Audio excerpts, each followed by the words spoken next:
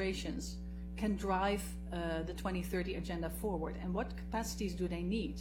And we were discussing the example of water in the Netherlands, where we've experienced that a top-down, very regulatory approach of public institutions, and we have very strong institutions, is not always the best approach, and that innovating in institution building and capacities for managing the 2030 agenda should also focus on capacities of institutions to drive inclusive type of processes. And we had the example of how in the Netherlands, when we had flooding issues with several of our big rivers, instead of bringing new regulations down on the relevant stakeholders, government said, no, let's all sit together, let's bring out the different values that different stakeholders attach to water, what are their interests, and let's together build a new policy that respects and that brings out the benefits for all the different stakeholders. And that led to a policy where we now let the river flow. We create spaces where the river can go if it starts to threaten to overflow. And it has really benefited all the stakeholders in different ways. So this is just an example of how within other SDGs, you know, the importance of building capacities of institutions to be able to drive inclusive processes, which I really think is one of the core elements of the of SDG 16. And the other example I wanted to mention, if I'm still allowed another minute, is that turning it around is also a very interesting thing. How can our work on different other SDGs also drive SDG 16? And again, I would like to mention the example of water. In our history in the Netherlands, we've seen that centuries ago, water was a real issue, and you know that a large part of our country is under sea level, so people were getting wet feet quite often, actually. And this led to an approach whereby the different stakeholders in the country, the gentry, the people who were tradesmen, the farmers, the poor villages, they all came together and they set up water boards to manage water and to make sure that they were pumping the water out of the polders so that you could have agriculture, protecting the country with dikes and so on and so forth. But it really created a very democratic, very early democratic system where all stakeholders were involved in managing this, existential threat for a large part of the country. And I think it's really fed into our democracy and into the basically multi-party type of democracy where you really realize you always have to make compromises and you have to respect the interest of all the different stakeholders. And I'm not saying that you need a history of centuries in order to get to this point, but I do think it's an example of how our work on different SDGs can really try to drive inclusive processes, bringing out different interests and building on this type of, not top-down approach, but really bottom-up approach involving all the voices and also allowing even those left furthest behind to be part of that discussion. And I hope that today's discussion will help us get inspiration to really take all the experiences and the good advice that you bring to us from the field also into our discussions on all the other SDGs, because I think what you do is relevant for every single SDG we discuss. So without further ado, I just want to thank you for the opportunity. We are very proud to be a supporter of the work of Safer World in the Horn of Africa, and very much looking forward to hearing from all of you. Thank you so much. And it's great that you spoke at the national level how inclusion, which is such a big part of SDG 16, has been relevant for the Netherlands, because often when we talk about SDG 16, it seems also not like a universal equation. Usually we only listen from developing countries. So it's also very important that we hear that it is relevant for all countries. So thank you very much. We will now shift to Mr. Afkarshe, who's from Safer World and is located in East Africa. You have the floor. Thank you, Chumena, and thank you all for being here. For those who don't know us, Safer World is an international organization working on to prevent conflict and build safer lives in more than 20 countries around the world. Saferwell were pushing for peace and justice to be included in the SDGs since 2012. And now that it's been included in the 2030 agenda, we are working on putting this agreement into action. But we know from the past experiences that UN frameworks do not always translate necessarily into local action. Therefore, Saferwell have tried to work out best to make this agenda stick at national and local level. So we have been piloting a project in the Horn of Africa on how peace, justice, and inclusive societies can work in these contexts. This is kindly supported by the Dutch government, and we are beginning to see some successes. In the context, we are working specifically Sudan, Uganda, and Somaliland.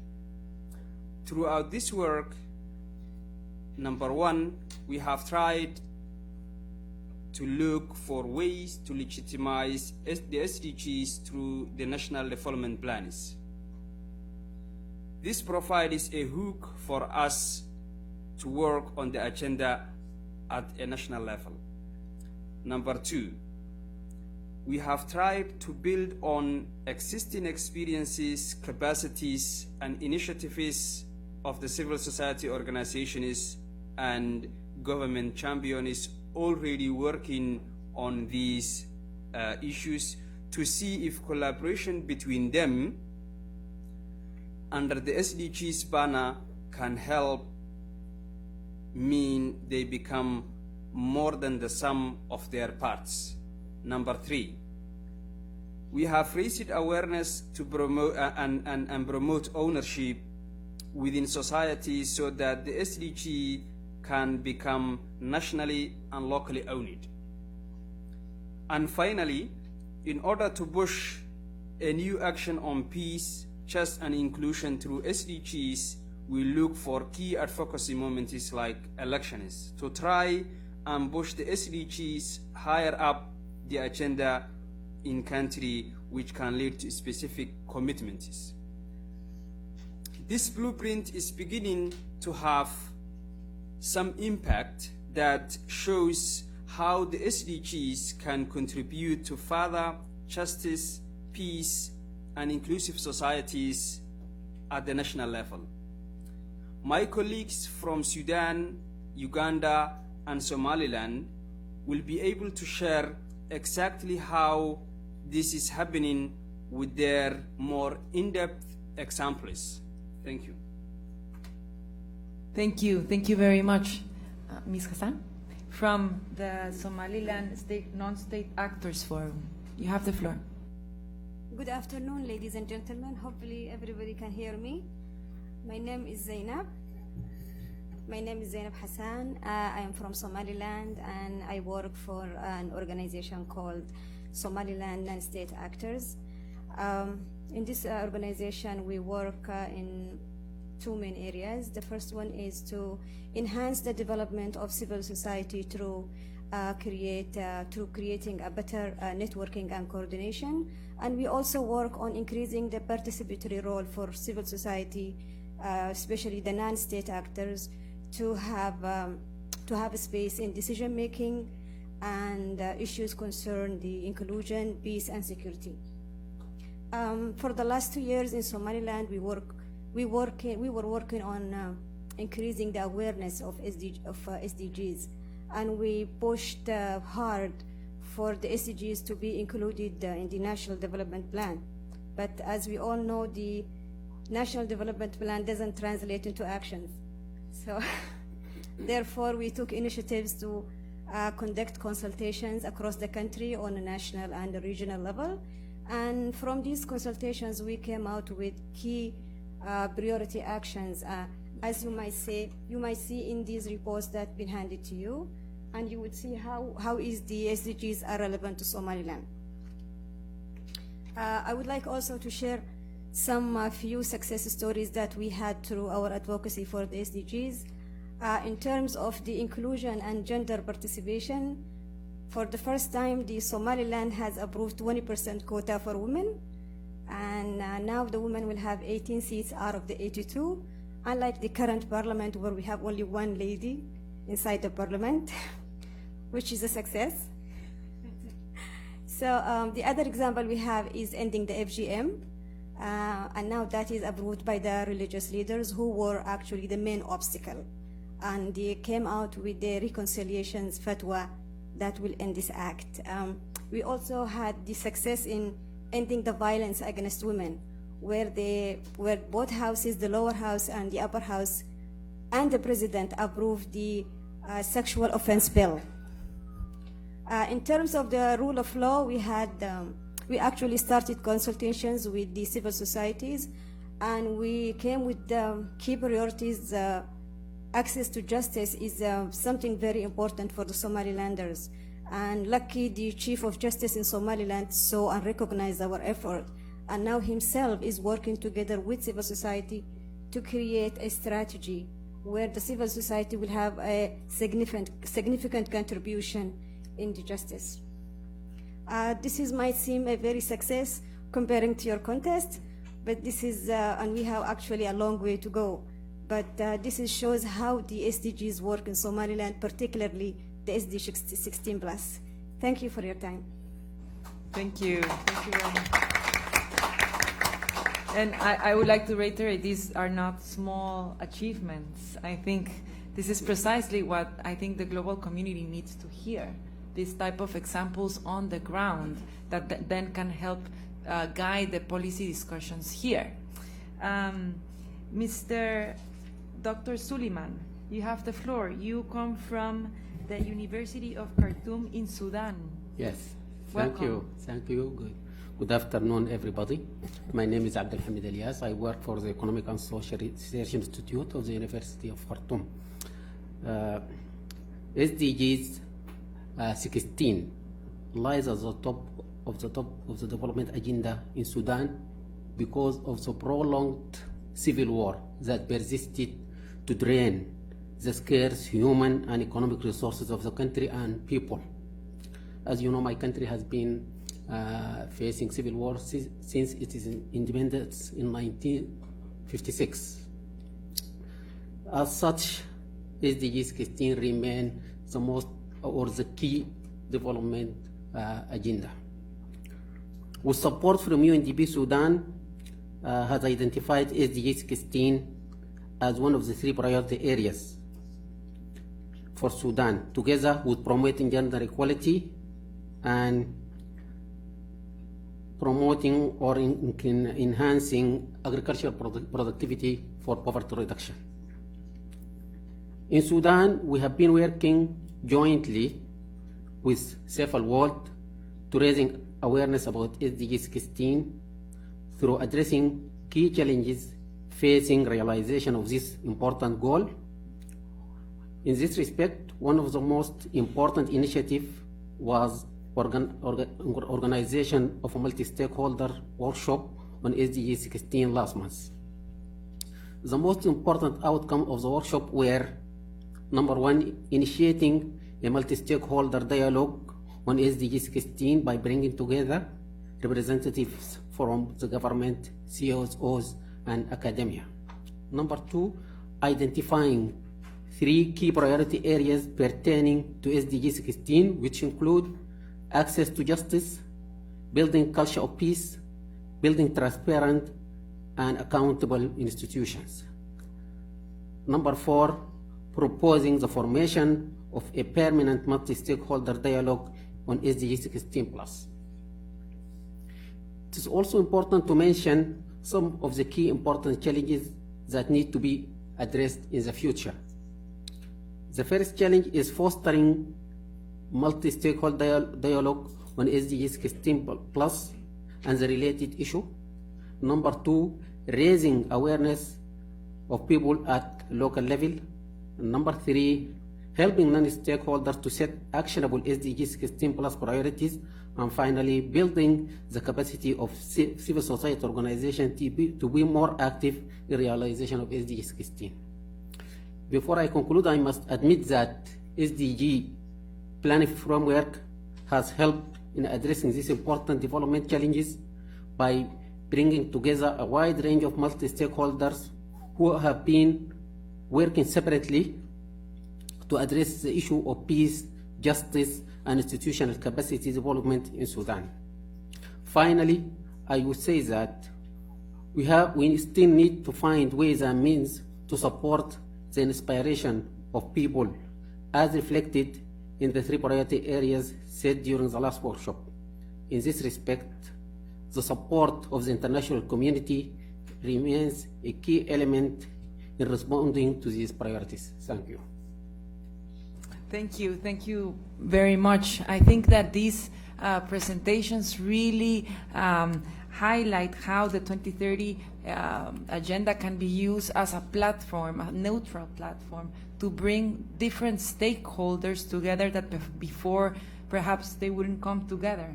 It's providing a space for civil society organizations to organize and to influence decision-making policies, among other things. We will be presenting a report from research we've been doing in 5 regions in September, but some of the findings very much resonate with what we've been hearing today. For example, the 2030 agenda can also help us address the sequencing dilemma that we face so many times. What comes first? Is it peace or development? And if it's both, how do we handle it? Because then there's all these competing priorities on the ground that it becomes very difficult to get organized in a synchronized manner. Secondly, in conflict-affected countries, everything is political. Development is de facto political.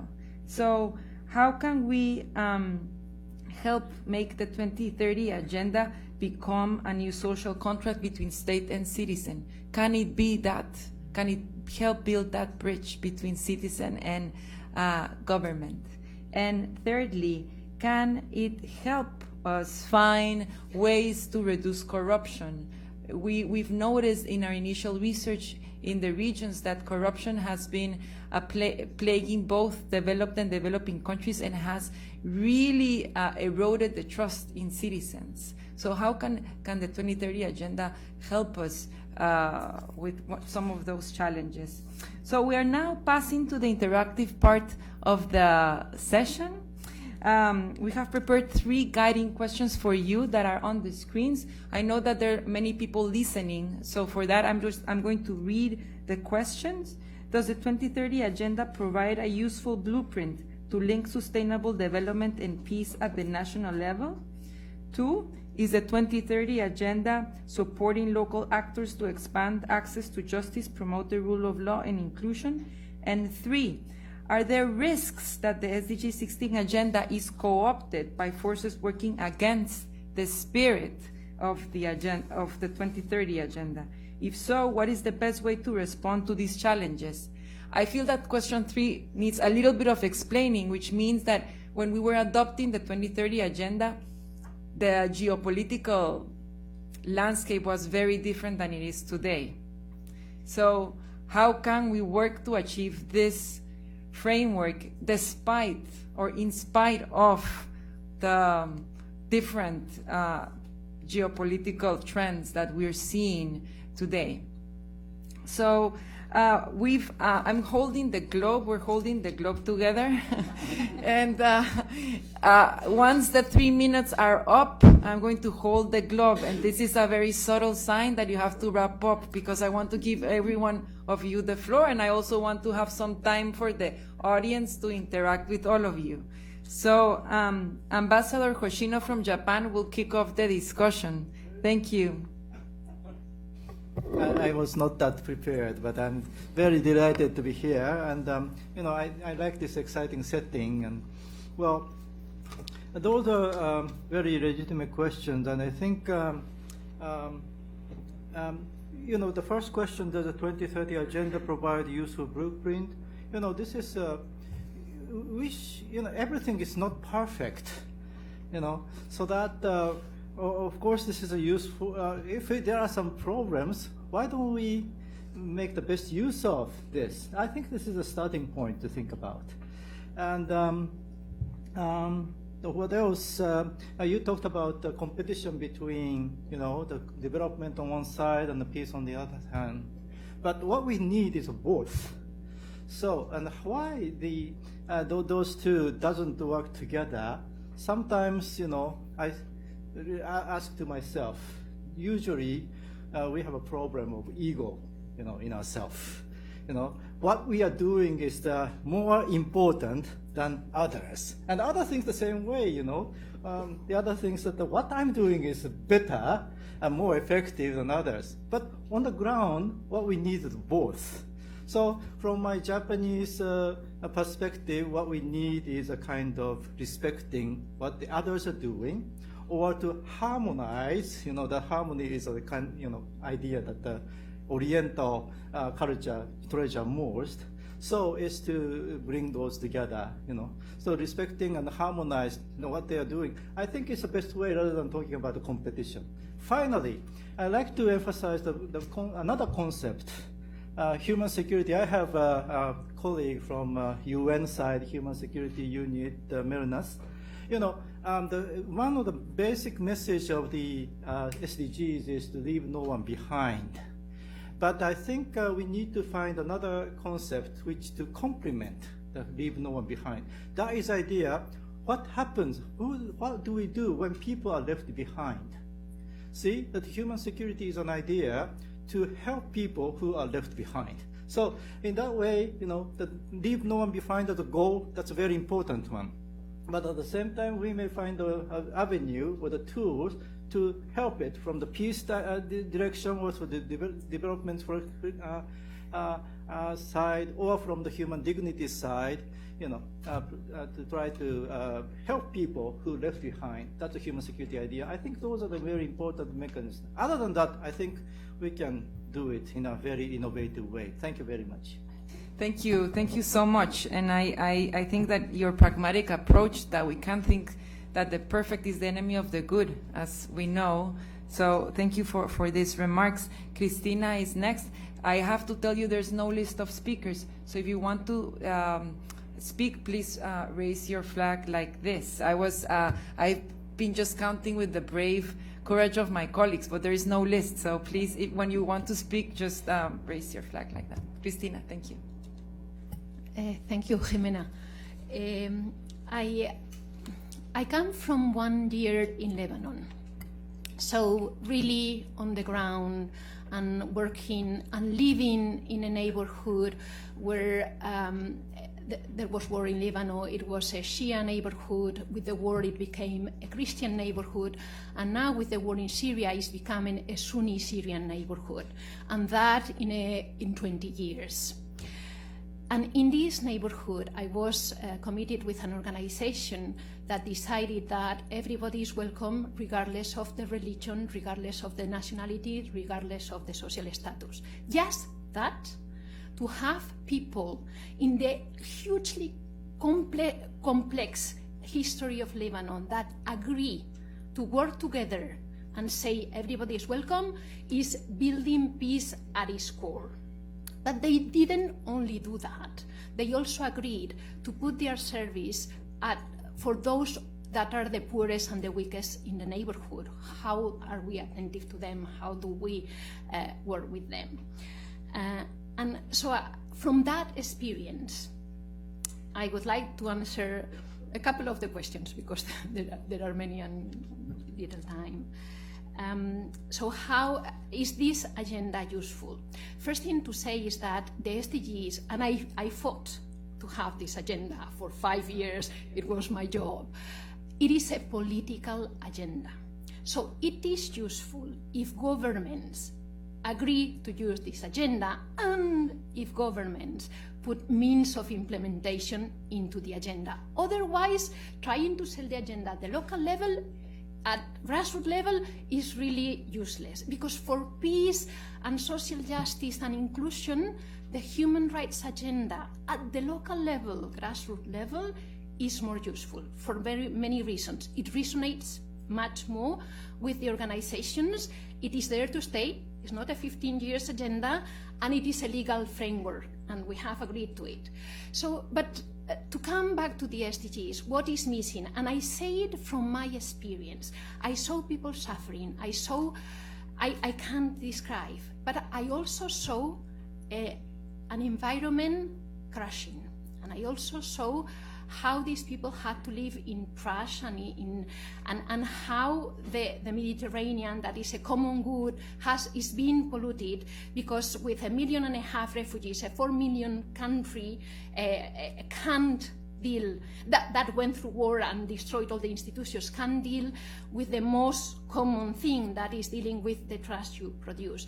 And so this agenda brings that pillar, the environment, in a context with we have refugees, we have very weak institutions, we have a history, but if we don't integrate the three pillars that are the environment, that are poverty, eradication and development and peace, Lebanon is a good example of this country can be economically very active, but for the poorest people, for the refugee people, and for the next generations, there is no future. So in this sense, this agenda, even if I say it's very difficult to sell at the grassroots level, it brings the pillars together that need to be for peace, for poverty eradication, and for a planet that will survive.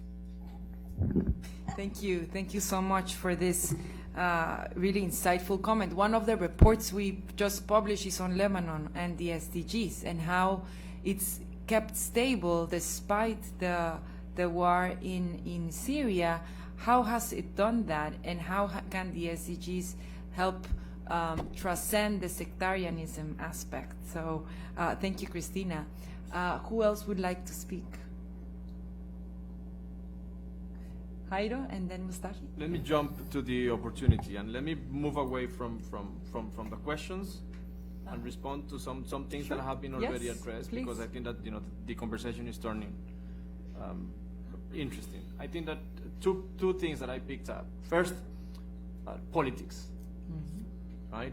And I think that this is what Goal 16 does, right? It brings politics to the center of the development process. We cannot understand, development in its entirety without understanding what are the incentives, what are the interests, what are the drivers of conflict, of peace, and inclusiveness. So I think that Goal 16 is nothing less than the realization that we need to have a governance-informed development process happening, first. Second, I think that trust in institutions, right? And this is what part of what Goal 16 is trying to do. What do we mean by trust in institutions, right?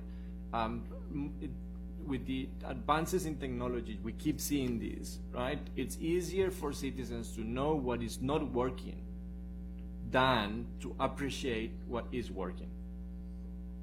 How do we help governments to do more of what is working, right?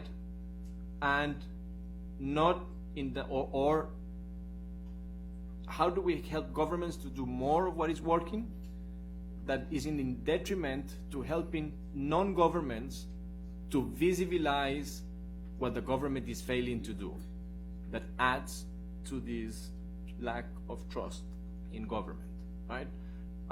Ms. Pellegrom, you mentioned about the importance of public institutions and the strengthening of public institutions. Goal 16, yes, we are technocrats, yeah, we say yes, 16.6, right, is all about that, and it's the enabler of the entire development agenda.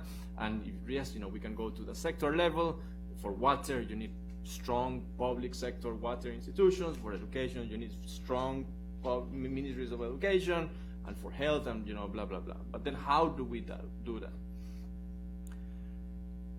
My impression, and this is based on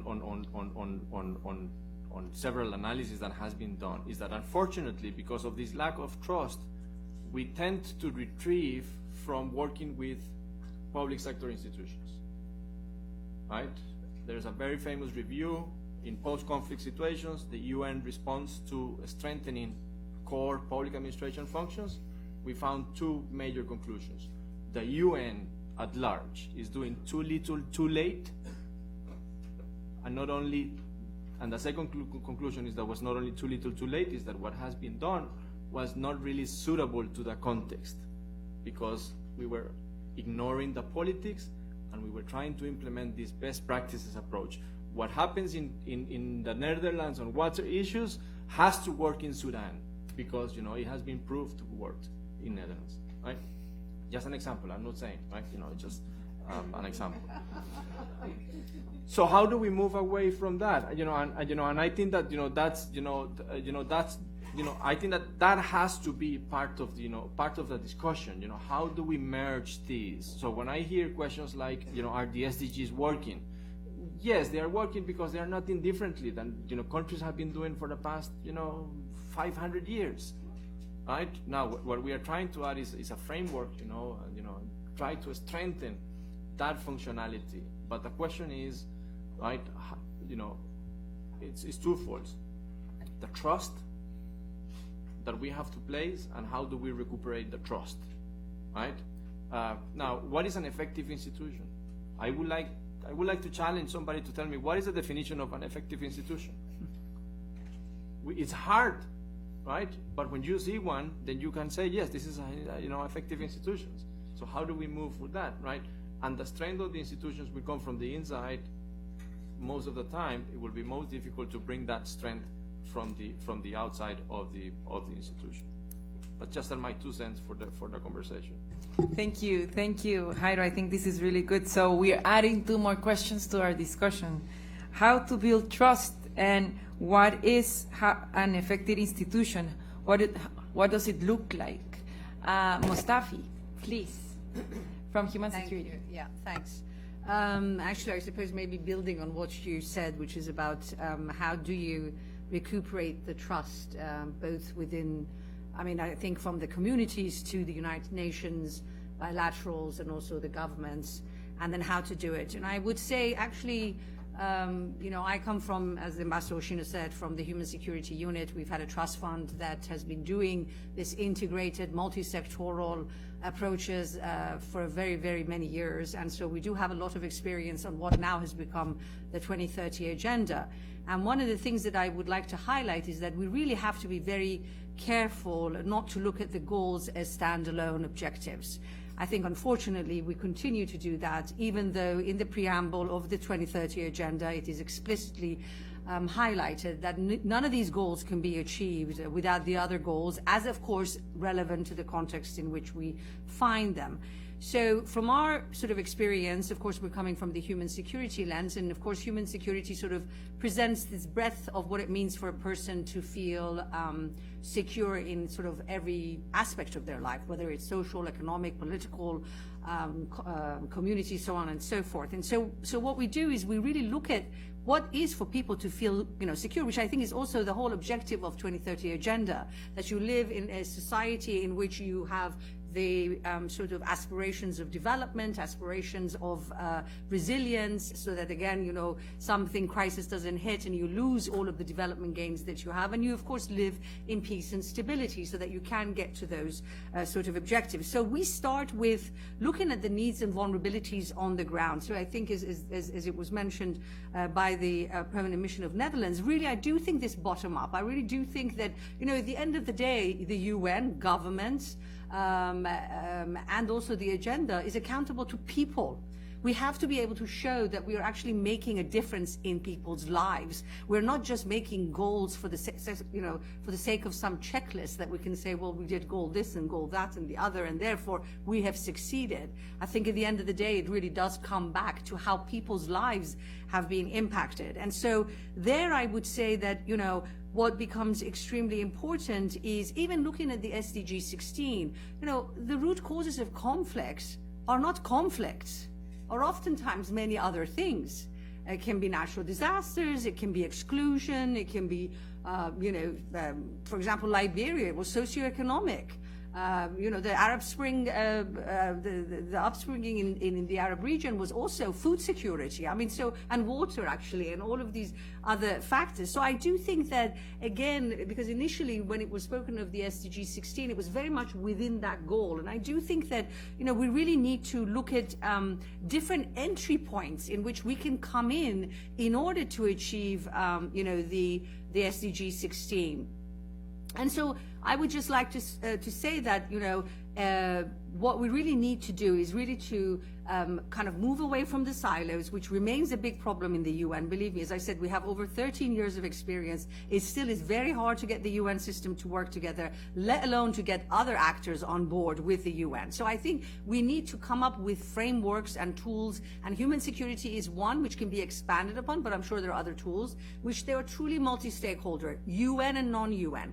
Because the other reality that we have seen from the experiences that we have is that, a lot of the times, the international staff, yes, is very important, but at the end of the day, it is about capacitating national staff, it's about capacitating national communities. Oftentimes, international staff can't even go and do the work that they're supposed to do within the countries in which, a lot of conflict or fragility or, things are. So I would just sort of say that we should, really, as I said, look at different entry points, look at the integrative nature of the 2030 agenda, look at the fact that people are supposed to be our entry point as well. That is supposed to be what we're accountable to at the end of the day when it comes to 2030 agenda. And I think if we take all of that, actually it becomes rational. If you do the analysis from a very comprehensive way of looking at people's lives and not necessarily from your own expertise or interest, that it would be very easy to bridge expertise. It would be, again, not that difficult to get a humanitarian person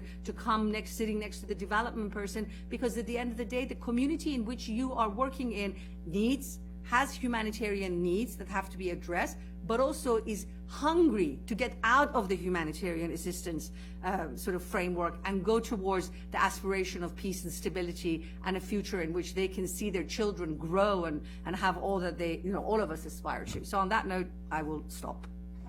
Great, thank you. And thank you for the keen message that the entry point and the central priority remains to be the people that we're trying to serve. Thank you. Gay. Thank you. I want to underscore and agree with many of the things that were said, but first let me thank you for this new format. I think it's great that you're experimenting, and I hope it'll work well and you'll do it again. I'd like to share some of the data that came from research done by Peace Direct and IPI about a year ago, where we surveyed local peace builders to hear what their views of sustaining peace were. And they were very close to what our presenter said, and particularly what Dr. Suleiman said about fostering interactive dialogue, raising awareness of people at the local level, and building capacity of local civil society. And so in line with what others were said, when we asked them what they thought the SDGs had that was relevant to their work as peace builders, 4 things stood out. And just as you said, it was not siloed, and it was not only in a traditional kind of political process way. First was poverty alleviation, and second was gender equality, so important to SDGs. Third was unemployment and income generation, youth work and reconciliation, and social trust. So the reason why I mention these is because some of the biggest challenges are addressing those other things and realizing how much they are connected with SDG 16 and all the other SDGs. And when we asked the peace builders what to do about these, they said 3 things entirely close to what our colleagues said. Encourage grassroots civil society to get more involved, strengthen partnerships with those local stakeholders, and allow the communities to own the process.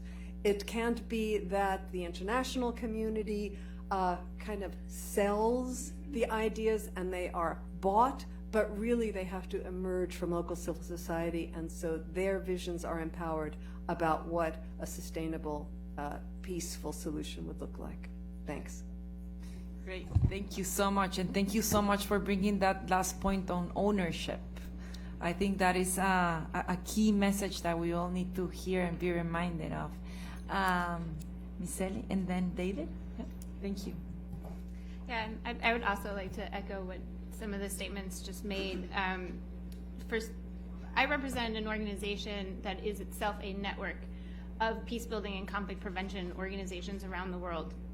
And I do think that there still needs to be more effort put forth in explaining what the SDGs are to civil society in a lot of countries who may have heard of the idea but don't quite understand how to use them and how it can be helpful for them and how to really integrate it into their work. So there needs to be some more work done there. But for the organizations that are familiar and are working on SDGs, they have found them to be very helpful, not least because the SDGs and the comprehensiveness of the SDGs really complements the wide scope of the work done by our local partners. Because when you have a peace building organization, a very small one based in a community, they don't work on one particular issue, they work across all of them. And so the SDGs really reflect that, and they find that to be very helpful in terms of being able to advocate for their work. And just some of the examples that we have is that, you know, young women in particular have felt empowered through the SDGs, having these indicators, having these goals, and having the member states having subscribed to these in the national governments, and they are able to kind of voice their considerations and their concerns better and more powerfully because of the SDGs, because they can stand behind Goal 16 or Goal 5 and use that in their work. And in terms of, you know, kind of addressing the third question, I think, you know, it does present a really great entry point for a lot of civil society organizations to begin working with national governments or working with the UN where they are present. But there is a concern that only certain issues are taken forward, and as you know, some of my colleagues have said, there really needs to be that comprehensive approach to the SDGs. It can't just be picking certain goals or certain indicators within those goals. It really needs to maintain that sort of coherent and inclusive approach across all of them.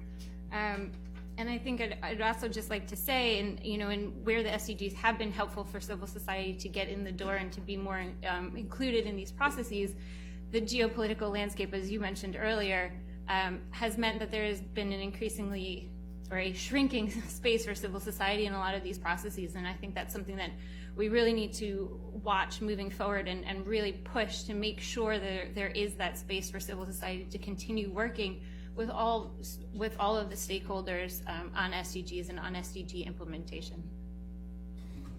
Thank you, Lori. And I feel that the 2030 agenda's call for inclusion hopefully is one of the aspects that can help stop the shrinking of that space. But thank you for bringing those points to light. David from CIC, you've been a force of nature in the Pathfinders. Thank you so much for being here, and we look forward to your insights. Thank you. Yes, thank you very much. I wanted to address the third question on the risks, because maybe that one will be neglected.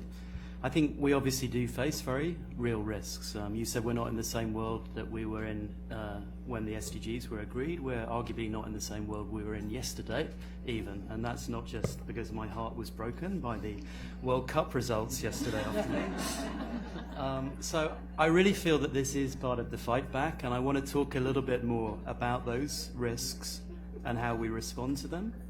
I think this has come up a few times. I think the first risk is that we get stuck in the SDG 16 silo, and this is where the concept of SDG 16 plus comes in, of taking a much more expansive view of the targets that talk directly to peace, justice, and inclusion in the Sustainable Development Agenda, and really reaching out into other goals, and that's even before you get into the broader interconnection. So that's the first risk. We get stuck in our silo. Second, there's a real risk that we're too technical. We focus on targets, on indicators, on all the processes. I've been to quite a few countries recently talking about SDG 16+, and you can just see that from policymakers through to civil societies, the technicalities is a real turn-off. That's not what they want to talk about. They want to talk about the issues, the challenges, the reality of what we're trying to change in the world. And that's why I think, an anecdote, we had a finance minister early on in our process say to us, we fought so hard for this goal, harder than any other country, and now we've got it, we don't know what to do with it. So it's our job as a community to start articulating what action looks like. And for those of you who haven't seen it, the roadmap on peaceful, just, inclusive societies is a first attempt to begin to do that, to get practical about what action could be. Third, the risk, I think, that we focus too much on problems rather than on solutions. And the advocacy around problems is pushing people into corners politically. The solutions brings them out of those corners. And there are some people working with some of the tribes within the SDG 16 plus umbrella who've done a really good job recently articulating what the solutions look like. I pick on the group working on violence against children, the Global Partnership to End Violence Against Children, and the INSPIRE strategies, a common international package of evidence-based strategies for ending violence against children that now has, I think, 22 or 23 countries working on implementation and working together on that. So from problems to solutions. Fourth risk, that we don't set any priorities for implementation. I had the honour of hearing the Somaliland presentation in a lot more detail yesterday, and they have done a tremendous job at boiling down a lot of complexity into some clearly articulated priorities for implementation. Again, in country after country I go to, national development plans don't work. They're too sprawling, they're too complex, they sit on the shelf gathering dust. We need to use SDG 16 plus to really get granular about what matters and what change we're going to drive. Fifth priority is that we do a lot in a lot of places, but we don't really demonstrate substantial transformative change anywhere. And that leads to a loss of confidence and faith over time. That's why we've used the concept of pathfinders, the idea that in the early years of the agenda, we need leadership at every level, whether it's government, civil society, private sector, to demonstrate that change is possible, to set the path for others to follow. If we can do that in the first half of the 2030 agenda, then this part of the agenda will thrive and grow. If we can't, we will almost certainly lose momentum. I've lost my numbers. Fifth, that we're not sufficiently ambitious. I think we need to, as a community, mobilize around some key global and regional asks that reflect the ambition at national and local levels.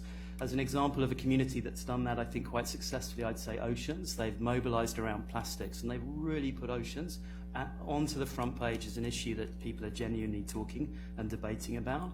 For the Pathfinders, we're working, as Sandra said, on the task force on justice.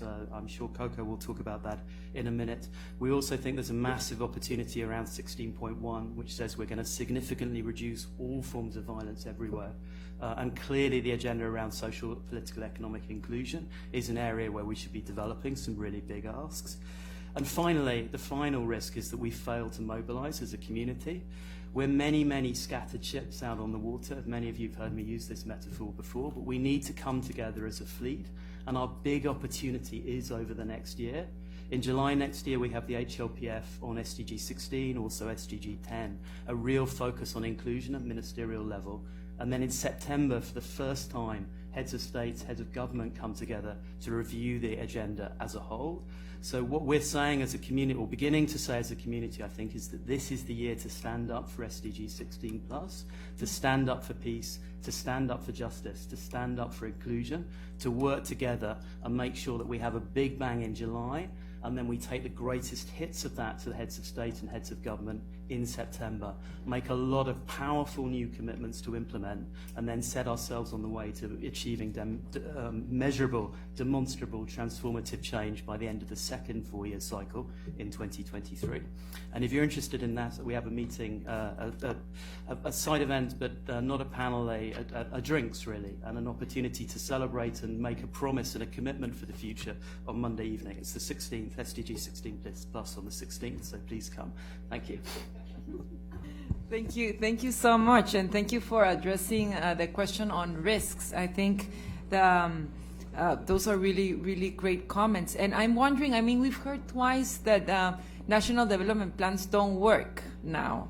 And we have 47 VNRs being presented next week. So I'm just wondering, what does this mean, and can they be done differently, or what can what can we do to revise them so that we don't miss one of the risks, which is the expectations, right? That we're building all these expectations, but if the VNRs end up having the same fate of being shelved, then we are also in deep trouble. So we have Coco, and then I'll go to Julio Calderon, and then I'll go to Australia. Thank you. All right, thank you so much. Hi, I'm Coco Lammers from NAMATI and the Global Legal Empowerment Network. And we also sit on the Pathfinders Justice Task Force, as David just kindly mentioned. Thank you so much for the opportunity to speak today. So nearly 3 years ago, I think I'm here to represent the justice perspective a little bit here today.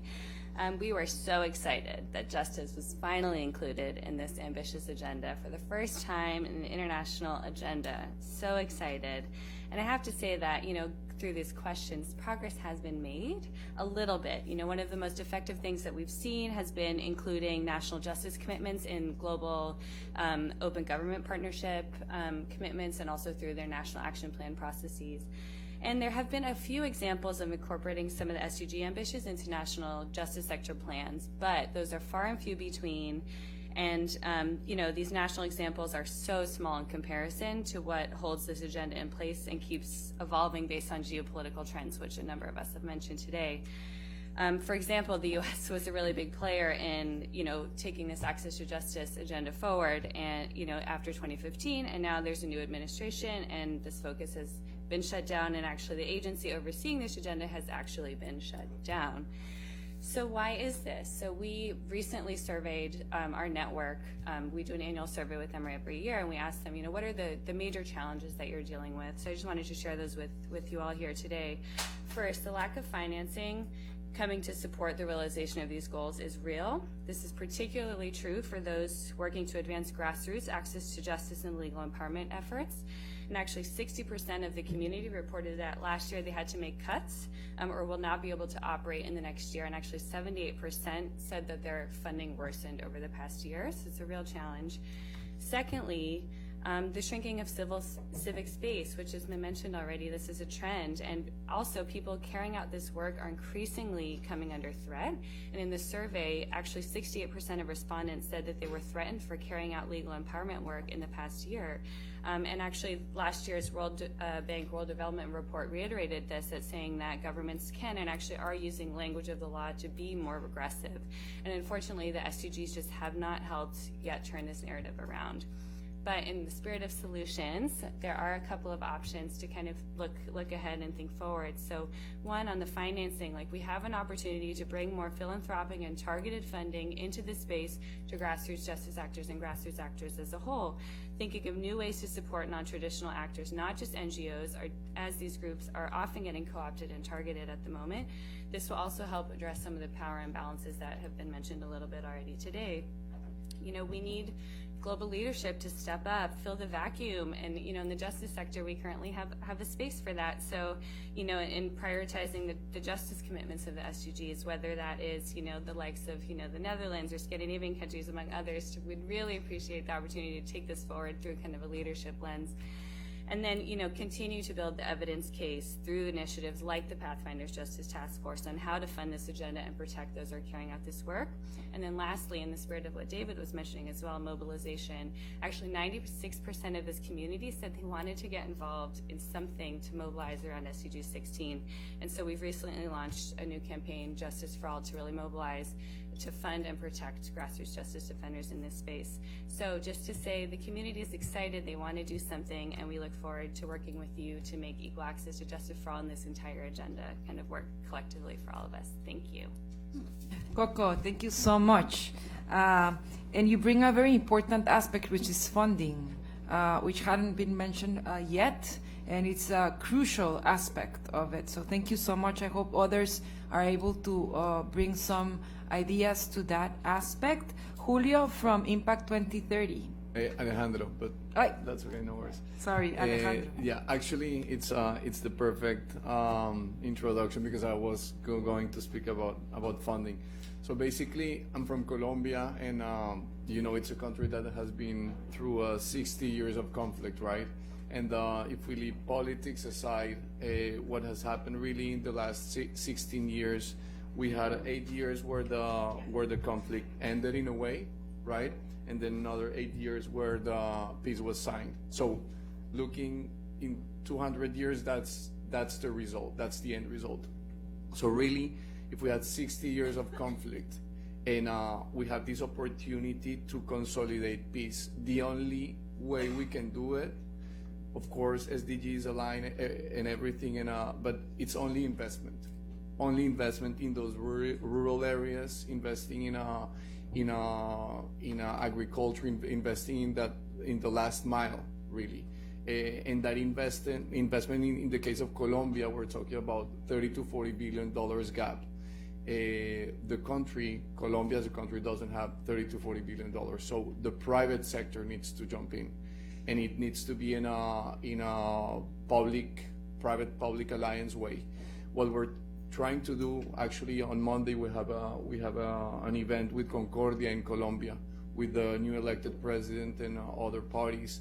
And we sat down different institutional organizations like private and owned foundations that want to jump into impact investing. My background is on finance for more than 15 years. I did impact investing with Morgan Stanley. And basically, so we're seeding the UN, we're seeding Acumen, an impact investor, we're seeding these foundations who want to jump into impact investing. But more than anything, we're bringing the blended finance perspective. We're bringing what the OECD and Convergence are trying to do. So combining philanthropic money, public money, to mitigate and diminish the risk of the investors to really be able to scale the SDGs in a way. But I think something special, particular about Colombia, but that can be replicated to other countries, is that we need organizations that focus on conservation, and we need organizations that focus in art and culture. We're human beings. We don't follow metrics. I mean, we have a heart. I couldn't agree more with David. The SDGs, in a way, we see them here as linear. There are 17, but the other day, kind of taking as reference Scandinavian countries like Marianne.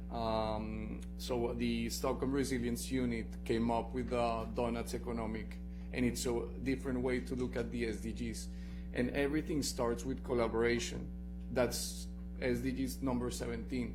And it shows how collaboration 17 empowers the economy, and that's where you have the economical SDGs, and then economy actually brings society closer to the biosphere to interact with the SDGs, which are close to conservation and climate change. So I think we need to start looking from a not different perspective. I'm not saying what we need to do. I'm just trying to say that it's good to have metrics. It's good to have common goals as the SDGs, because they clearly align us.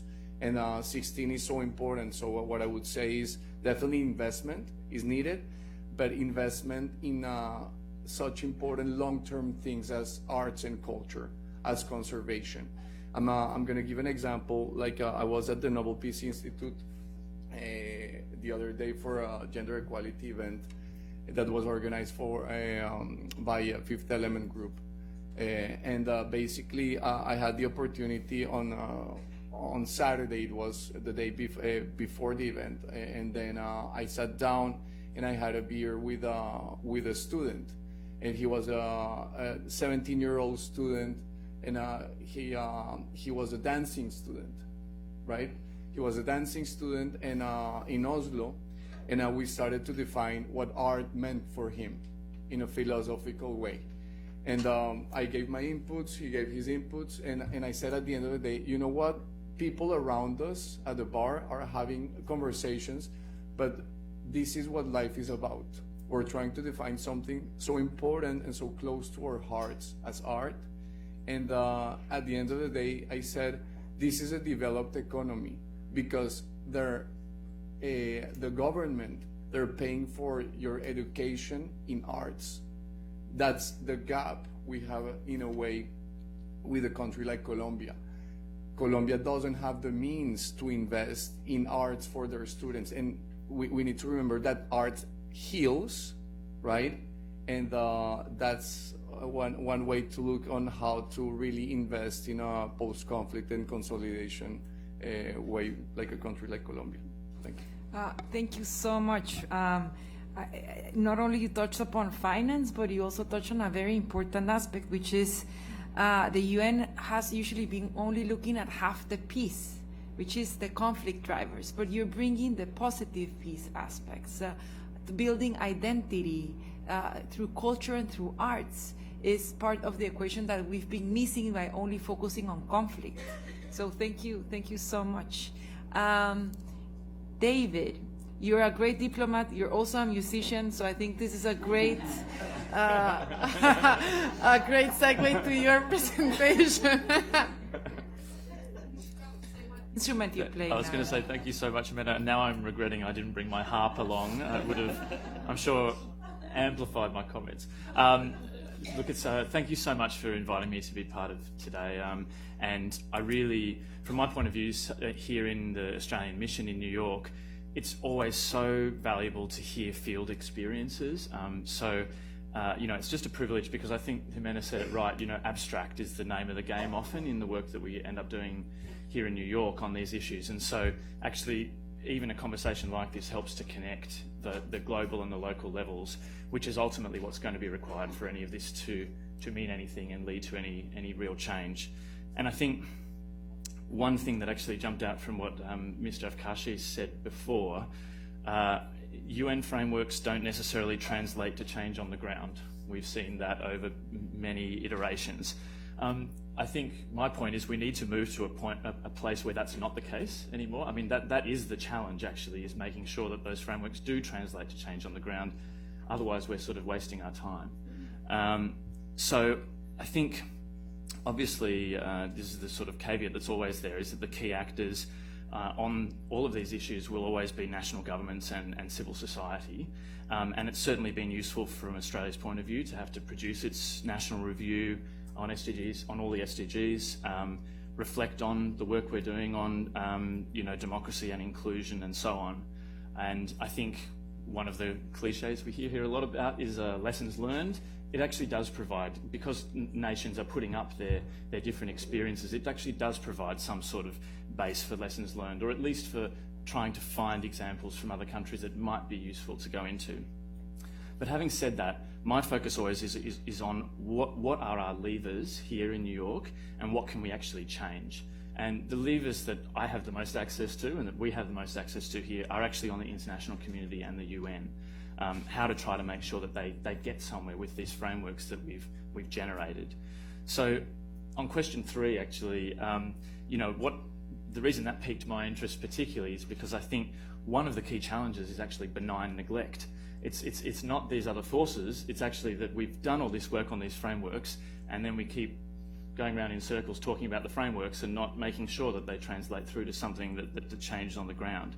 And in answer to the last bit, what is the best way to respond to that challenge? Well, it's actually to show the usefulness of the frameworks. That's what's ultimately going to win the day for these frameworks, if they're shown to be useful. So why is there opportunity now? This is the perspective that we have. Essentially, we've spent the last 3 years progressively working on these holistic ideas, both the SDGs and the Sustaining Peace vision. They've pushed forward to a point now where real change is possible. We've got the consensus that we needed. We're in an environment of UN reform as well, so those reforms have progressed. But of course, that needs to translate through to cultural day-to-day change in the way the UN operates on the ground. Reform structurally won't be enough. So we see these sort of themes actually that run through Sustaining Peace, that run through the SDGs, about what is being called for the UN to do, which is improving its coherence internally, improving its use of partnerships with external organisations, improving its focus at the field level rather than the headquarters level, understanding and optimising the preventive impact of all the different tools at its disposal, and looking at financing, how to approach that better, not just about quantum, but also the approach. The really key point to me is that we've played with these holistic ideas and now we actually have clear directions to follow. On the SDGs, on the Sustaining Peace side, we have clear, actionable recommendations that have been endorsed by member states for implementation to be advanced. That's where that conversation is up to. So how can the international community translate frameworks to change on the ground? What I would say is we need managers and accountants now, not philosophers. You know, the philosophers have sort of done their job, actually, but we need to now turn that into something which is middle-level operationalisation of everything that's been called for. We need to advance the connection points that the framework have with the field, which we've identified in these documents. And member states and civil society, what can they do now? Well, they've done, as I said, a lot of work on these frameworks. But these frameworks and the calls they contain for implementation are ways to press the UN system and the international community more generally to step up and lead accountably and transparently on implementation. Thanks. Thank you so much, David. I have from Uganda, you've traveled a long way, Elizabeth, to be here with us. Thank you for being here. You have the floor. And then Michelle. Thank you very much. I'm excited to be here this afternoon. I just wanted to emphasize the issue that Uganda as a country has embraced this at a strategic level. We've embraced the SDGs, but the challenge seems to fall more on the localization drive, which seems to be the center of discussion here. Then the organization I'm representing, oh my God. It happens to me all the time. Sorry about that. So the organization I'm representing today is called the Forum for Women in Democracy, Forward, and we've taken on an approach of advancing gender equality across all the 17 goals, because the global mantra of leaving no one behind, we realize that if we don't do it our way of advancing women's rights and gender equality, then we are most likely to have most women and girls left behind, because looking at all the goals, women and girls seem to be the most marginalized. But then our approach, coming up with this voice to action that really lays down our strategy of engagement on the SDGs, we realized that many civil societies were looking at this as a foreign agenda. They were looking at it as another addition of the many other frameworks that we seem to be implementing. So we came up with a strategy of leveraging the existing partnerships, because we already have networks that are pushing forward frameworks like CEDAW, Beijing Platform for Action, Maputo Protocol, all these other protocols, both at global and at regional level. So we came up and mobilized those very existing partnerships around the agenda. We drew synergies, looking at how this agenda speaks to those already existing agendas. So I thought that could be maybe something that you would want to consider, because it has really worked well for us. People look at it as, wow, so even me as part of Maputo, I can actually be part of this process. But then the other thing I wanted to stress, because a lot has already been said, is the issue of demanding accountabilities from our governments. As a country, we seem to be democratic on paper, Uganda, and that is the case for many African countries. And outside, you know, to the global citizens, we appear to actually be very democratic, looking at our systems, our policies, and frameworks. But what happens is that, in essence, there is a lot of shrinking space for civil society. There's a lot of abuse of human and democratic rights. And yet our governments sit in these spaces and make it appear like all is rosy. So I wonder whether this framework actually provides a window for holding governments accountable, because they have committed to these global agendas, but what happens in country is actually the opposite. Then the other concern I have is about alternative reporting on SDGs. Here, listening to the voices in the room, there seems to be a lot happening across the world. But then when it comes to processes like this, civil society voices seem to shrink. We have the major groups, yes, involved in the processes, but how do we make sure that we mainstream this reporting such that governments, the UN, are able to listen to what civil society is actually saying? And then finally is, of course, re-emphasizing what I started with. Looking at Goal 16, it really builds on two 1325, which had registered a lot of mileage in Uganda in terms of involving women in peace and security issues. But then this agenda, when it comes to the way we are rolling it out, it seems to not mention how it builds onto those other existing initiatives. Thank you very much. Thank you so much. And Michelle, you're next, and then Catherine and Marianne, and then I'm going to go to a Q&A to the public, so please prepare your questions. Okay. Catherine from the Peace Building Commission.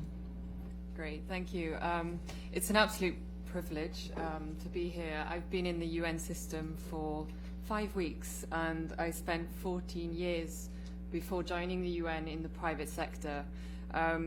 The effort by PBSO to bring in expertise from the private sector speaks to our work in this space. My role is to look at innovative finance, and it's been talked about in this forum about the importance of bringing the finance debate to these areas. And it's really much about how do we use our finance, like ODA, more intelligently. And then how do we work with the private sector? How do we enable governments to speak with the private sector? How do we bring them in the right way? So I really just have a lot of questions at this stage, and would really love to hear some more thoughts into how we bring the forums together on this agenda. We're looking at a blended finance solution in Colombia, and it's a very exciting testbed for us to look at this year. And we're also thinking around how we really bring the private sector and the national governments together. What is the right forum for us to do that? And what are the right partnership models for us to explore? So we're really working over the next year or two to build a pipeline. And part of that is to also to really think about what is the common language between the private sector and the development sector. One of the least measured SDGs in the private sector is SDG 16. The private sector don't understand it necessarily, and they don't know how to measure it. They think it's too political. They don't know how to get involved. And I think part of these debates are really important to think about how we can properly engage the private sector. How can we look to them for solutions? It's recognized that financing the SDGs cannot be achieved alone by ODA, and so the private sector must be able to play a role. And I think we're really at a stage now where we can help to form this debate and think about bringing the private sector in the right way. It's been said, conflict isn't created by conflict, and we know that business can create conflict. But I think now is also a time to think about how do we bring the private sector in to think about how do they contribute to peace building? How do they make sure that their environmental and sustainability goals go beyond and think about their peace building dividends? So I'd just like to sort of pose more questions than I have answers at the moment, and leave it there. Thank you. Thank you, Catherine. But I think you bring a very important question, which the UN and none of us have been able to resolve, which is how to bring the private sector in. It's been a complicated one. We've launched a report on that subject here at IPI, but we really welcome all of you to think through this area of work with us, as well as with you. Marianne, you've been silently listening. We look forward to your views from Norway. She was a co-creator of SDG 16 among some of us here. Well, thank you, Jimena. And actually, I feel privileged to be able to be here and listen to such a diverse and interesting group of people that you have managed to gather around the table. It's very refreshing for those of us who spend our days at the UN to get some views from out there. And I actually wanted to reflect on what you mentioned, because Jimena and I were together in negotiating these goals. So we remember well all the difficult discussions we had about, in particular, SDG 16. and how some would say that development is one thing and governance and peace and security is something very different, so we shouldn't mix them. And there are still those who say the same things at the UN. And then when I've been sitting here now listening to most of you speak, and I haven't heard that being even close to being said by any of you, which is indeed very refreshing. And I mean, it's, for me, it just becomes clearer and clearer and clearer that SDG 16 is not an add-on to the other goals. It's really an integrated goal. It's an enabler in many ways. I mean, how can you possibly get justice and development without all the important elements in SDG 16? You can just, if you look at what are the main impediments to achieve most of the goals. You can of course say, I mean, lack of political will, lack of funding are two crucial elements. But otherwise, if you look at, I mean, conflict, corruption, trafficking, illicit arms and illicit financial flows, I mean, all these things. If we don't tackle those issues, I mean, how can we make sure that our kids get to school? It won't be possible. And well, so this was more like a reflection from my point of view from over these last years. So thank you once again very much. Thank you, Marianne. And I also want to thank you and Norway, because this work would not be possible without the support of you and the government. So thank you so much. Also, I mean, you were part of the people negotiating the UNDS resolution, and there's been an absence on the nexus of peace, development, human rights, and humanitarian issues. So in that conversation, it's also kind of reflective of the gap between of what we hear happening on the ground and what still is happening at the policy level. And all of us here need to find ways in which to bridge that language, because as David mentioned, next year we're going to have a declaration on, and SDG 16 is going to be reviewed. How are we going to move past the kind of the mantra of peace is an enabler of development and development is an enabler of peace? We need language to sustain and to bring all these experiences into the policy-making world. And I think that's a big challenge, and I feel we need to be working together on that as well. John, you have the last word from the table, and then we go to the audience. Great, thanks very much, Jimena. And I think one of the added benefits of, speaking last or towards the end is obviously a lot's been said already. And I agree with almost everything that's been said, particularly around, maybe just by way of introduction, the TAP network. We're a network of over 400 civil society organizations and over 90 partners in over 80 countries working on SDG 16, but also for accountability for the 2030 agenda. And so, from our position, we have a lot of colleagues that work at the national level. It's always great to hear some really positive experiences, especially from fragile or conflict-affected states, where I think we really need those really strong examples the most these days. And so we have some reflections from our colleagues on the ground, and I think a lot's been said already that I think we've heard from our colleagues that work at the national level, especially around the need for awareness raising. I mean, communicating SDG 16. Around shrinking or non-existent civil society space, and working with existing groups, because there's a wealth of expertise on so many different issues that we know it's relevant for their work, but how do we bring them in? How do we make the pitch that SDG 16 is really something that they can use as an additional entry point?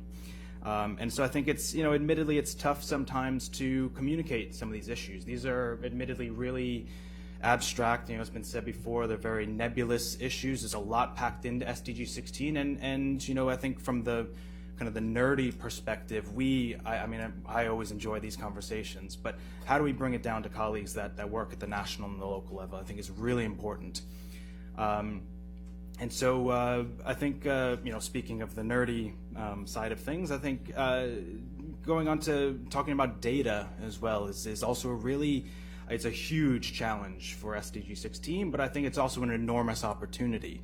I think reflecting on, the process and the indicators, at least the official indicators that we have for SDG 16 today, I think proportionally there's a higher percentage of perception and experiential indicators in SDG 16 than any other goal in the entire 2030 agenda.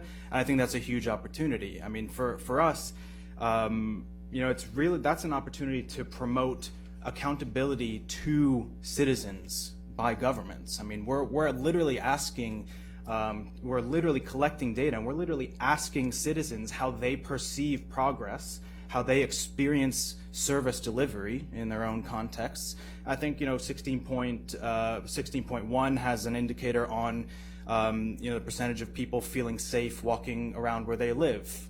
That's a perception, and that's a good indicator of saying, okay, maybe on some really technical issues, we may say that these people live in peaceful societies, but is that really how they perceive progress? I think that's the most important part of all of this, is how they feel about the societies they live in.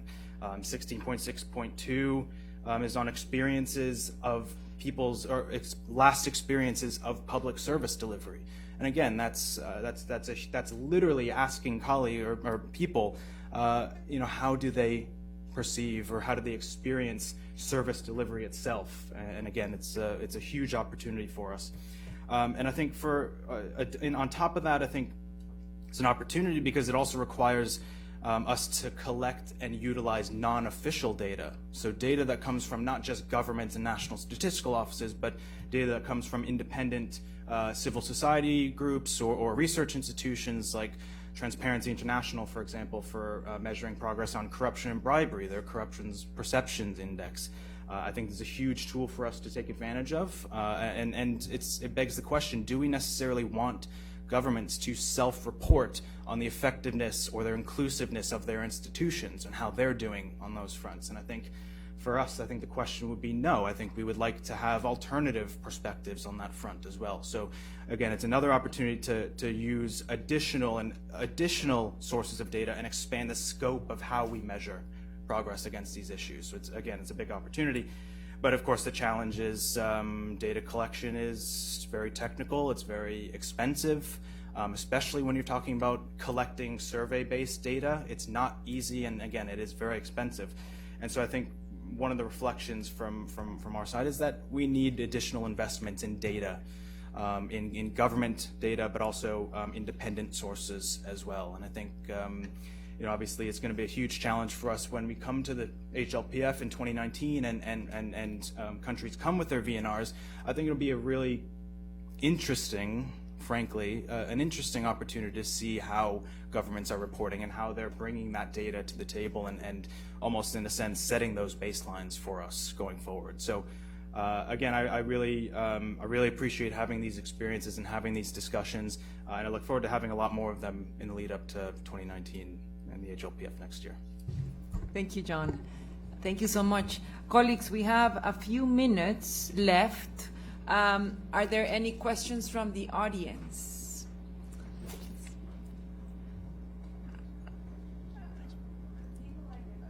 Yes, and can you identify yourself? I have a couple of here in the front and then on the back. Go ahead. I guess I'm first. Thank you so much, panelists and everyone in here, for a really great event. My name is Julius Kramer. I'm from the World Organization of the Scout Movement, and it's been great to hear your reassuring voices about interlinkages and identifying interlinkages and how to localize the agenda. And one reflection that came up in my mind is sort of what does localizing the agenda actually mean in practice? And I come from a movement of 50 million young people, and we've worked with these issues since way before the 2030 agenda existed and over 100 years. And I think all of you have worked with these issues since way before the agenda was adopted, and we even had a goal 16. So, you know, in a way, I guess localizing the agenda is not necessarily for local actors or all actors to implement the agenda, or to rather not to put the burden of implementation on local actors, but put the burden of implementation on governments, for example, even municipal governments, of course, but for them to further the momentum of the agenda, because the agenda is not only a set of goals and targets, but it's also a big momentum and a huge change in narrative.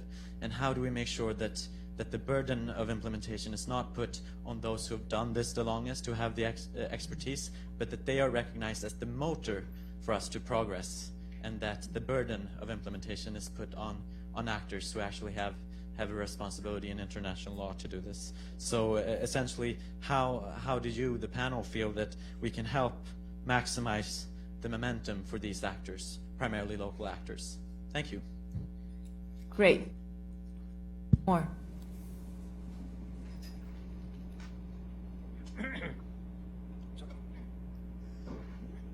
Thank you. My name is Shahid Hussain, and I am a UN retiree, presently advising the UN Office for South-South Cooperation. I have, very quickly, two reactions. One to one of the three questions raised here, the first one. The second to a question that was raised from here on the right. And then I have a question of my own to Safer World. First, reaction to your question, ma'am. Blueprint, good blueprint. Not only Goal 16, but all 17 Sustainable Development Goals have been knocked into shape after a lot of deliberation, discussion, and with the solid experience of implementing the Millennium Development Goals. So, I would say that it is a good blueprint when it is effectively incorporated into national development plans, objectives, and clearly and effectively implemented. And it's not when that's not done. Now, the reaction to the question on the right about how do you, I think, measure the effectiveness of an institution. How do you say whether an institution is effective or not effective? Very good question. My answer to that would be, and this is based upon the past 5 decades of developmental experience with the UN system. An institution, an organization, government department, university, or whatever, is effective when it is able to deliver its stated goals, objectives, and programs in a timely manner. And when it is not, then it's not effective. Now, coming back to the to my question principally, and this is to the stalwarts of Safer Worlds who may be present in our midst here. There have been references to Somaliland, and of course, in this impressive briefing report, and also in very enlightening presentations that were made particularly from representatives from Somaliland and elsewhere. I'm just wondering, and this is addressed to Safer World, whether you have similar programs for the rest of Somalia, and are they coordinated with the program that you have in this brochure here? I'm asking this question rather deliberately because I'm working on a $20 million program of emergency assistance to Somalia, the whole of Somalia, including Somaliland, to assist it in its intervening phases between the humanitarian and development phases of its future destiny. Covered in the $20 million program is assistance to education, healthcare, and livelihood sectors. And the program has been worked out with a good deal of hard work on the part of UNDP, the government of Somalia, their officials, OIC, the Organization Islamic Cooperation, Islamic Development Bank, and so forth. It's ready. It's ready to be signed and to be implemented. All it requires is a small amount of $20 million, and we are trying to get that money. So if anybody here can give me $20 million, we'll start tomorrow. Thank you. Thank you. Unfortunately, we are very much running out of time. So your statements, please keep them under a minute. I'm really sorry. Can you give the microphone to the lady in the front here? And then there, and then we have to close. So just here. Thank you. My name is Prabha Shankar Narayan. I'm with Mediators Beyond Borders, and thank you for a very rich conversation. I'm going to focus very narrowly on the area of private sector engagement and to what extent the members of the UN Global Compact are engaged in processes developed, tools developed by peace-building organizations that are extraordinarily effective in combining the agendas that we're talking about today. We've talked about peace is good business. How many of these corporate sector partners and leaders of industry whose budgets are larger than many of the national governments are represented in these conversations, and not just participating as donors, but as organizations whose leaders are committed to developing projects in an inclusive manner, particularly when the local populations are impacted by those developments. So I'd be really curious to hear a response. Great question. Thank you. Hi, Abigail Ruane, Women's International League for Peace and Freedom. Thank you so much to all of you for recentering the conversation around the need for a transformative impact and intent. I want to bring us back to some of the concerns that were raised around Goal 16, which we very much supported Goal 16 since 2013. But at that point, and now again today, we're looking at the militarization of the agenda. So how do we deal with that issue, and what can we do to address it, in particular to ensure human rights and gender budgets, which are frequently under attack in the face of increasing budgets for militaries and for counterterrorism, regulation of arms, which directly contribute to gender, intersexual, and other forms of violence, and then what can we do also to leverage the SDGs to address ongoing commitment gaps on women, peace, and security issues. And I'd particularly love your perspective from Uganda on how you've connected it with the WPS agenda in your context. Thanks.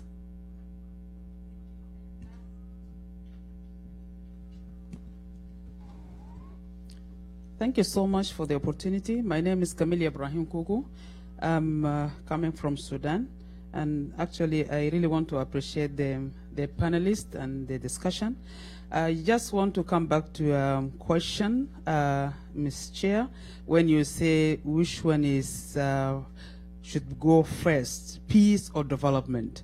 And to my case, Sudan, as my colleague from Khartoum University, mentioned that we've been in this war for a long time, and we had an independence from 56, but up to this time we have not tested peace. We have not tested peace.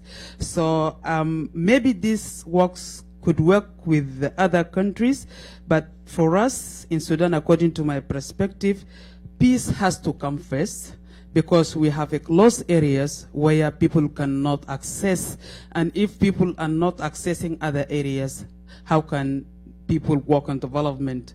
We have areas where there is landmines, people cannot move because they can blow off at any time and people can die. So how can people bring development if these areas has no peace? I think peace has to come first. The other thing I just want to also raise or emphasize is the building capacity of local people, the capacity of civil society organizations to tackle their own issues, because they know their people, they know how to move around. They can be supported by international, but they have to give them that chance to go down and do the work. They need capacity. Thank you so much. Thank you, thank you. So I'm going to ask my colleagues 1 minute elevator response. Catherine, can you tackle the private sector question? And then my colleagues from Uganda, and then Safer World will close. And David, do you want to talk about the militarization for a minute? The question on militarization of the agenda. Catherine. Great, thank you. I think it's a great question. The UN Global Compact have networks in various countries. Each year they hold a Business for Peace event. And this year the PBSO will be working very closely with UN Global Compact to look at how we really capacitate local businesses through, I guess, what they're calling a playbook. So there's lots of guidelines and frameworks in the world around conflict-sensitive business practices, but we want to be able to test them with the private sector. And I think this brings an important point, is that we need to bring the private sector to the table when we're developing frameworks to ensure that it works for everybody, and be pragmatic in the language that we're using and have common ground in that space.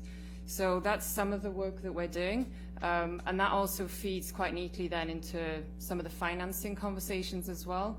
The private sector often are not there because it's too risky, and when it is too risky, we're looking at de-risking mechanisms such as blended finance and other tools to help have a more constructive dialogue with the private sector, and that's in partnership with the UN.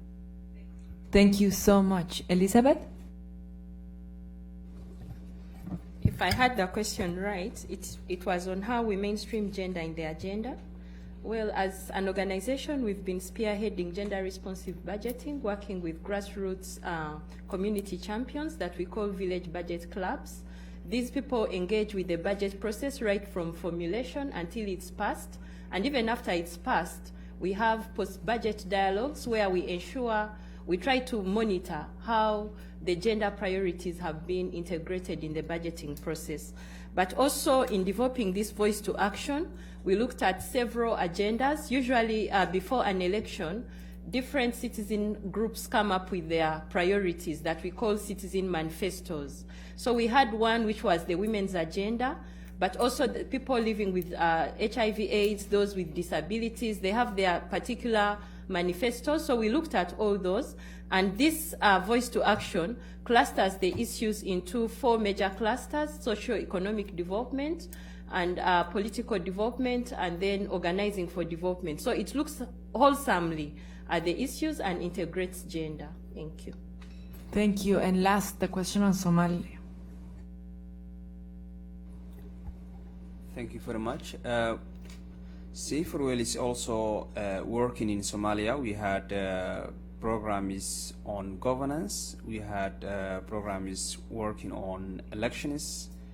So when it comes to SDG 16, we are planning also to conduct consultations in the next coming 6 months. Yeah. Jordan. Okay, thanks everyone. I'm just going to provide a few kind of closing remarks.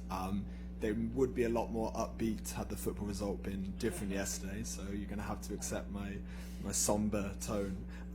Look, first of all, it's really refreshing to hear that putting together something like this is helpful and important for people that are working here in New York. Many people here today fought for weeks and weeks and weeks for visas and had lots of stress over it. So it's kind of very nice to hear that it actually makes a difference, to hear their voices. I think something Christina said at the very beginning was quite important for us to remember, that there may be places where the SDGs aren't going to be the changing framework. There may be places where it's human rights that does it. But we're also seeing that there are places where the SDGs are really actually changing things and are really helpful. It might be in Sudan where they're bringing people together that weren't able to speak on issues of peace and justice before. Or it may be in Somaliland where advocates like Zainab have been working for 15 years on women's political participation and never had a gender quota until the SDG 5 banner was held up in front of the president and he realized that this was an international framework that people have already signed up for. So there are real tangible successes already at this young kind of age of the agenda. Many of the comments we heard today were talking about inclusion and ownership. And it's really important to remember that ownership needs to be government, but also civil society. And it needs to not just be window dressing from governments. There are many governments around the world that will be saying SDG 16 is their priority, but we need to see if that actually translates to it actually really affecting things. And then the final thing that David and Alejandra mentioned is means of implementation, right? It's financing. So we now have Somaliland, and you can see from our brochure, we have actionable priorities, short-term, long-term, where civil society and non-state actors have said, these are the things we want to do, and help us do them. We need to now find the way to do that, really, to translate this into meaningful success, that people like Christina and John and all of us here fought for these SDGs to do that. So thanks for joining us, and I'll hand back over to the man. Thank you so much, Jordan. Thank you so much for the roundtable. Thank you to our audience, and thank you to my colleagues at IPI.